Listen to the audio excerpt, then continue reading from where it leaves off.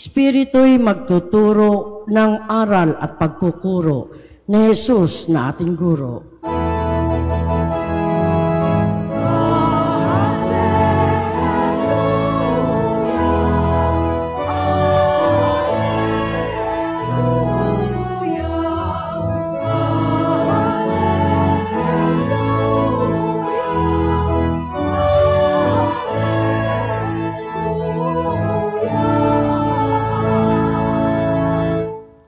Sumainyo ang Panginoon. At sumairin. Ang mabuting balita ng Panginoon ayon kay San Juan. Papuri sa iyo, Panginoon.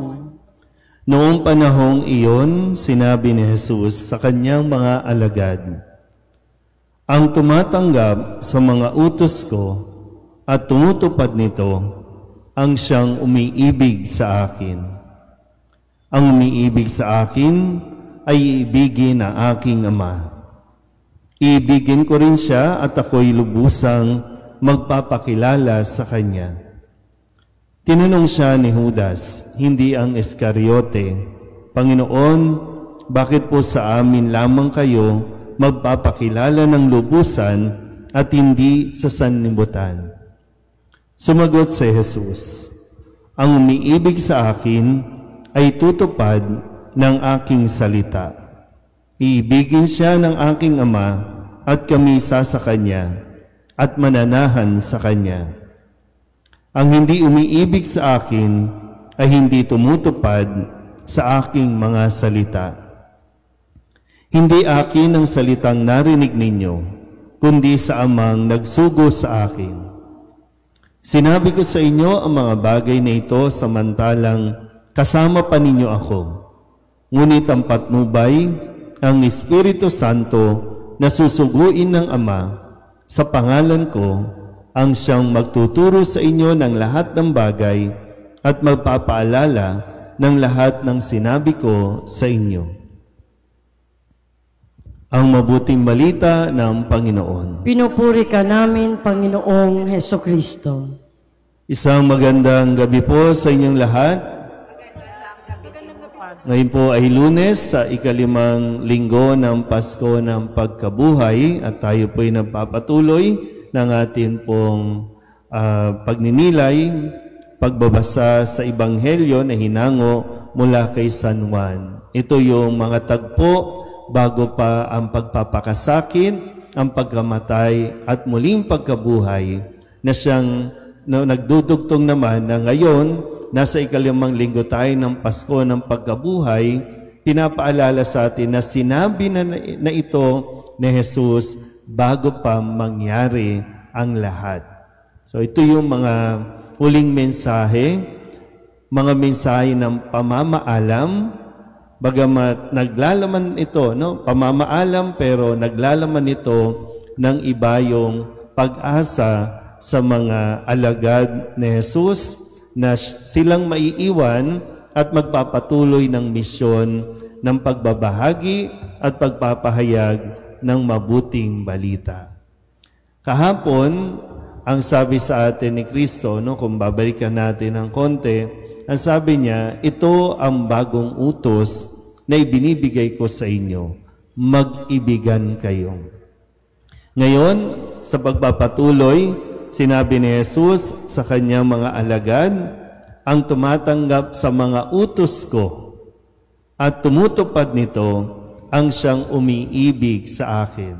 So, babalikan natin, ang tumutupad at tumatanggap ng utos ko. So, ang utos niya, mag-ibigan kayo. Naintindihan po? So, kaya parang di ba, paulit-ulit na binibigkas ito na ang umiibig sa akin, umiibig sa aking Ama, iibigin ko rin siya. Tapos maganda po na makita natin na ang tanong ni Judas ay, bakit kayo sa amin lang magpapakilala? Ang sabi kasi ni Kristo, ang umiibig sa akin ay iibigin ng aking Ama, iibigin ko rin siya, at ako'y lubusang magpapakilala. So mahalagang bahagi No, kasi bago natin, gaya nga no, ng madalas kong sinasabi sa inyo na kailangan natin maintindihan ano ba talaga ang pag-ibig. Ulitin ko po, no? Hindi yan basta pakiramdam lang. Yan ay isang desisyon. Kaya bago ka magdesisyon, lahat ito inilalatag ni Jesus. Bago mo sabihin na minamahal ko na si Jesus, iniibig ko na si Jesus, kilala mo ba talaga siya? Kaya nga sabi dito, di ba? Iniibig ko kayo, ang umiibig sa akin, iibigin ng Ama. Kasi bago pa natin sabihin, minamahal natin ng Diyos, minamahal niya na tayo. At bakit tayo minamahal ng Diyos? Dahil kilala tayo ng Diyos, kinikilala tayo ng Diyos sa kung sino man tayo, yung mga nakalantad at mga nakatago tungkol sa atin, mahal tayo ng Diyos. Kaya kaya niya tayong panindigan hanggang sa wakas. Ganyan ang pag-ibig ni Jesus sa atin. Kaya ngayon, sinasabi sa atin, magpapakilala ako sa inyo. Kasi madali, di ba? Madaling at kaya mong ipagtanggol ang isang taong sinasabi mong minamahal mo dahil kilala mo siya. At mahalaga din na kung magiging bukas ka sa taong gustong magmahal sa iyo, mahalaga din na binubuksan mo ang iyong sarili para nakikilala ka rin. Bakit maraming mga nag-fail na relationships? Kasi maraming tungkol sa kanila ang hindi nila sinasabi o pilit itinatago na kapag natutuklasan mula sa iba, doon nagkakaroon ng pagkadismaya o disappointment. Ay, hindi na ikaw yung taong minahal ko. Na para bang hindi kita kilala. Kaya nga kung magmamahal ka, kilala mo siya, dapat handa ka pa rin at patuloy mong kikilalanin siya. Dahil araw-araw, mayroon tayong natutuklasang bago sa mga taong minamahal natin. Kaya nga araw-araw din, sinasabi sa atin, piliin natin ang magmahal. Piliin mo pa rin na mahalin siya. Kaya isang desisyon. Hindi pwede, ay, wala na akong naramdaman sa kanya. Kasi nga hindi nga pakiramdam.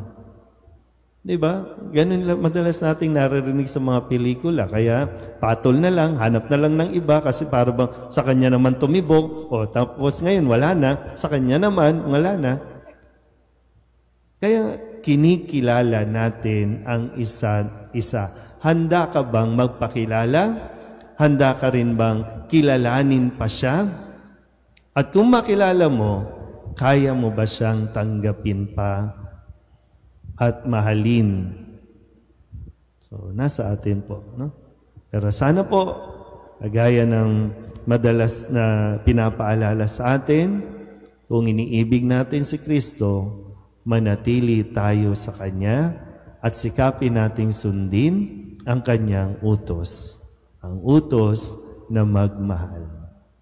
Amen?